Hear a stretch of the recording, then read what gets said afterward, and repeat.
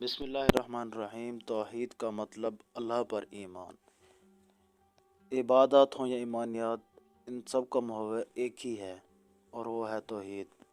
ظاہر ہے اگر عقیدہ توحید ہی کامل نہیں ہے تو کچھ بھی نہیں ہے، کیونکہ عقیدہ توحید ناقص ہونے کی صورت میں انسان شرک کا ارتکاب کرے گا جو اس کے سب اعمال برباد کر ڈالے گا۔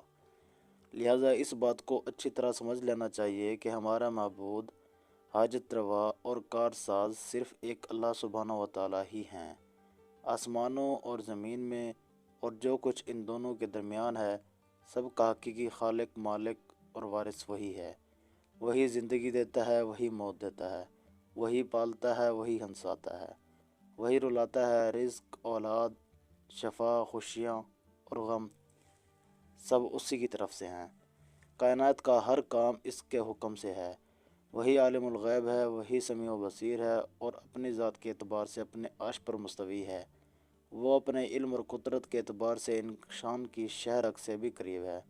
جو کچھ انسان کے دل میں ہے وہ بھی اسے معلوم ہے، اور جو انسان مستقبل میں کرے گا وہ بھی اس کے علم میں ہے۔ وہ ازل تا ابد زندہ ہے، نہ اسے اونگ آتی ہے نہ نیند۔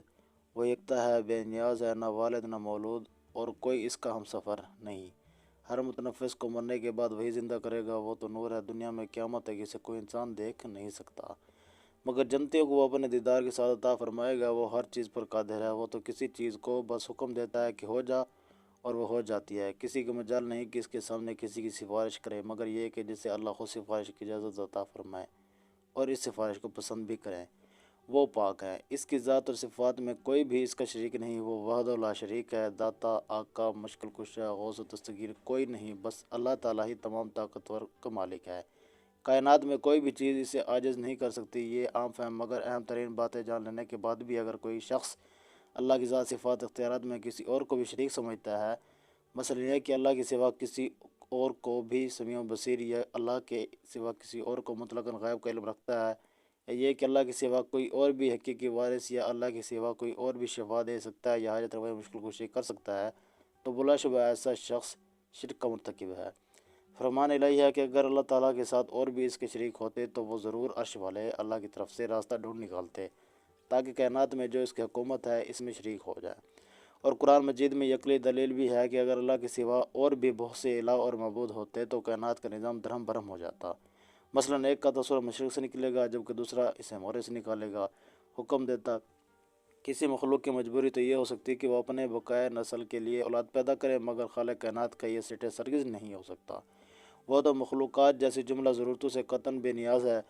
تمام مخلوقات اللہ کے محتاج ہے جبکہ وہ بے نیاز اور تمام عزت کا مالک ہے۔ جو لوگ اللہ کے مخلوقات میں سے کسی کو خدا مانتے ہیں انہیں علم ہونا چاہیے کہ یہ تو خود پیدا کیے گئے ہیں، یعنی مخلوق ہیں، کسی بھی چیز کے خالق نہیں ہیں، یہاں تک کہ مکھی تک پیدا نہیں کر سکتے، تو پھر یہ مالک و مختار کیسے ہو سکتے ہیں؟ جہاں تک ان لوگوں کا تعلق ہے جو پتھروں اور قبروں کو پوجتے ہیں، تو ایسے لوگ یقیناً اندھے، گونگے اور بہرے ہیں۔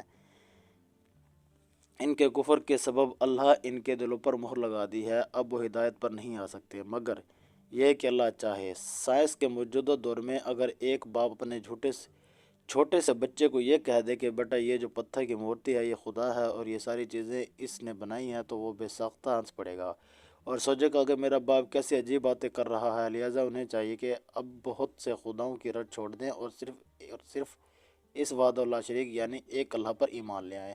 اس حتمی اور راز کل حقیقت پر قرآن مجید نے عقلی دلائل کے انبار لگا دیے ہیں۔ یاد رہے کہ پوری دنیا میں صرف ایک دین اسلام حقیقی خالق کائنات اللہ کی عبادت کا درس دیتا ہے، جبکہ دیگر مذاہب میں مخلوق کو پوجا کیا جاتا ہے۔